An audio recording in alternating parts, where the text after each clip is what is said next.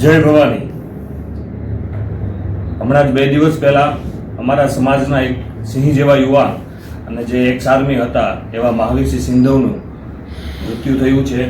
તો અમે સંપૂર્ણ રાજપૂત સમાજ, તમામ રાજપૂત સમાજ મા ભવાની અને સોમનાથ દાદાના ચરણોમાં પ્રાર્થના કરીએ છીએ કે એમને આત્માને સદગતિ આપે અને હંમેશા તેમના ચરણોમાં રાખે।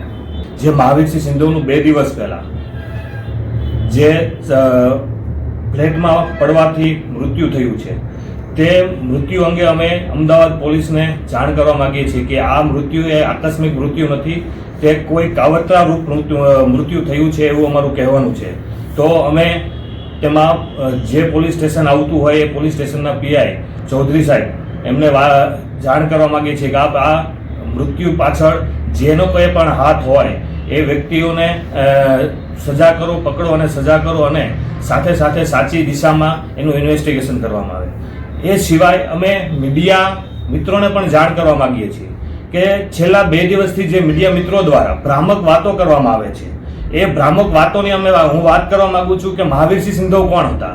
મહાવીરસિંહ સિંધવે અનેક એવા કામ કરેલા છે કે જે સામાજિક રીતે અથવા સાથે સાથે ગરીબ માણસોને પણ ઘણા બધા સપોર્ટ કરવામાં આવેલો છે। મહાવીરસિંહ સિંધવે 4 વર્ષ જેવી મા ભારતીની ભૌમની સેવા કરવામાં આવી છે અને સાથે સાથે ઘણા બધા યુવાનોને ઇન્ડિયન આર્મીમાં જોડાવા માટે પ્રેરણાદાયી કામ કરવામાં આવ્યું છે। સાથે સાથે મહાવીરસિંહ સિંધવ પરિવર્તન ચેરિટેબલ ટ્રસ્ટ પણ એક ચલાવતા હતા। એ પરિવર્તન ચેરિટેબલ ટ્રસ્ટ દ્વારા ઘણા બધા સામાજિક કામો કરવામાં આવતા, જેમ કે તેમના પોતાના ચોકડી ગામમાં અનેક વૃક્ષો વાવવાનું કામ કરેલું છે। ચોકડી ગામમાં અનેક એવી સારા કામો કરવામાં આવેલા છે। એની સાથે સાથે ઘણા બધા ગરીબ માણસોને એમને બધી રીતના, જેવી રીતના કે સામાજિક, આર્થિક, બધી રીતના એમને મદદ કરવામાં આવી છે। એ સિવાય એમને અનેક એવા શહીદના પરિવારને આર્થિક મદદ કરવામાં આવી છે। એમના દીકરા કે દીકરીઓને ભણાવવા માટે પણ એમને મદદ કરવામાં આવી છે।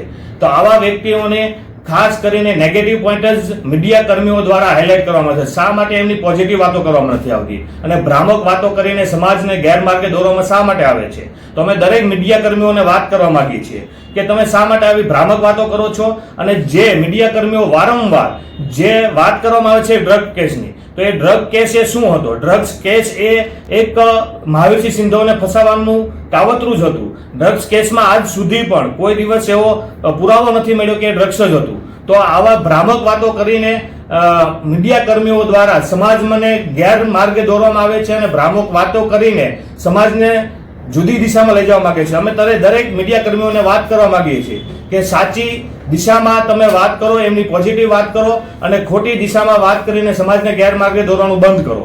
આજ અમે તમામ રાજપૂત સમાજના યુવાનો અને વડીલો સાથે મળીને મીડિયા કર્મીઓને અને પોલીસ કર્મીઓને પણ અમે જાણ કરવા માંગીએ છીએ કે સાચી દિશામાં એનું ઇન્વેસ્ટિગેશન થાય અને સાચું શું છે। અમે રાજપૂત સમાજ દ્વારા અમને પાકી એવી ખાતરી છે કે મહાવીરસિંહ સિંધવ પાછળ કોઈ કાવતરું કરીને એમને ઉપરથી કંઈક ને કંઈક રીતે કાવતરું કરીને એમને મોત આપવામાં આવેલું છે, નહીં કે એમને જાતે કંઈ કરેલું છે।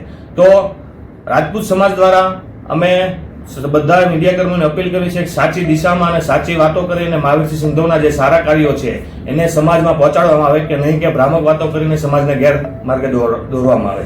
જય ભવાની।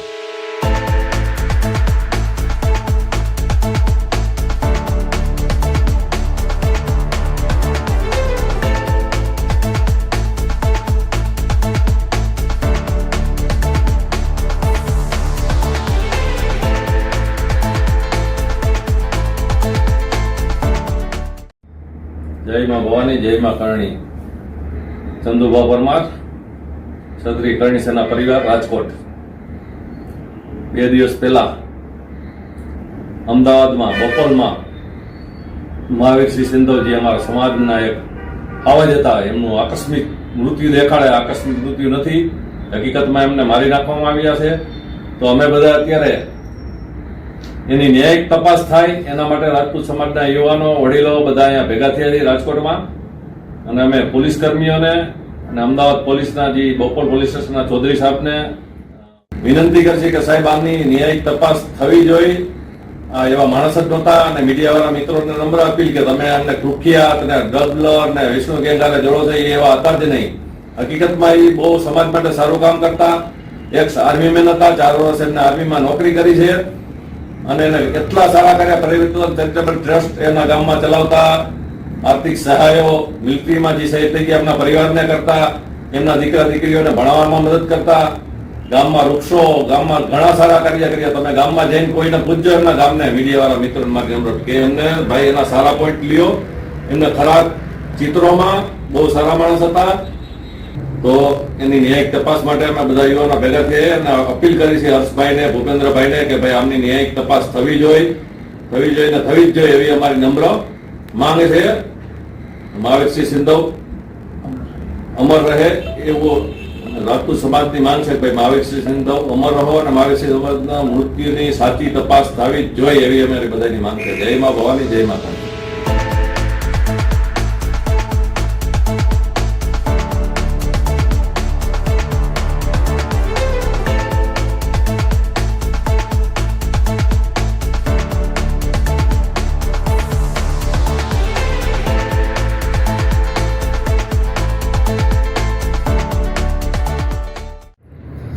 जय मां भवानी, जय मां करनी। मैं जोगिंदर सिंह चंपावत, राजस्थान राजपूत समाज, राजकोट से। अभी 2 दिन पहले महावीर सिंह सिंधव जिनकी दुखद घटना अभी हुई है, मां करनी और मां भवानी के शरणों में उनको स्थान दे। इसी के साथ में मैं मीडिया और पुलिस प्रशासन से ये बोलना चाहता हूं कि महावीर सिंह सिंधव साहब एक्स आर्मी थे। उन्होंने समाज के हित के लिए बहुत से अच्छे काम किए, जैसे कि कोई भी शहीद परिवार हुआ है उसके परिवार को मिलना, उनके आर्थिक सहायता करना। दूसरी बात, वो अपने गांव में 2-3 संस्था भी चला रहे थे। और मीडिया से विशेष मेरी यह आग्रह रहेगा और विनती रहेगी कि आप उनके अच्छे कार्य भी दिखाओ। आप एक ही कार्य दिखा रहे हो कि वो ड्रग्स, तो उनके अभी तक कभी ड्रग्स, उनके विरुद्ध कभी ये साजिश कभी पकड़ी नहीं गई कि वो ड्रग्स में ऐसे थे कि उनके साथ में ड्रग्स का कोई गुना भी नहीं हुआ है। तो मीडिया उनके जैसे कोई गलत कार्य बताओ, अच्छे कार्य भी तो बताओ। उन्होंने अच्छे कार्य हजारों किए जिनकी कोई तुलना या गिनती नहीं है। तो ऑल राजपूत समाज, जैसे मैं राजस्थान राजपूत समाज हूँ, गुजरात राजपूत समाज, ऑल MP UP जो भी राजपूत है, सब महावीर सिंह सिंधव के साथ में खड़े हैं। और पुलिस प्रशासन से मैं एक हाथ जोड़ के आग्रह और विनती करता हूँ कि आप निष्पक्ष इसकी जांच कर दी जाए। जो भी इसके पीछे जो भी गुनहगार हैं उनको बड़ी से बड़ी सजा मिले।